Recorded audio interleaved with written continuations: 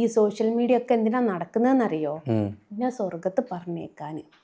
എന്നിട്ടോ എനിക്ക് ഫോണിൽ വരുന്ന മെസ്സേജുകളും ഈ വീഡിയോസൊക്കെ കാണുമ്പോൾ ഇവർക്ക് സ്വർഗത്ത് പോണ്ടേന്ന് ഞാൻ ചിന്തിച്ചു പോവും.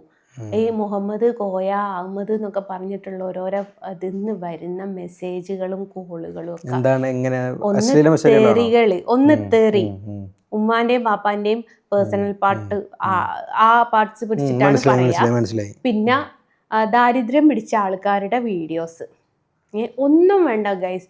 ഞാൻ ഈ 2 ദിവസങ്ങൾക്ക് മുമ്പ് എൻ്റെ മോൻ്റെ കൂടെ ഒരു വീഡിയോ, ഒരു ഡാൻസ് കളിക്കുന്ന ഒരു വീഡിയോ പോസ്റ്റ് ചെയ്തു.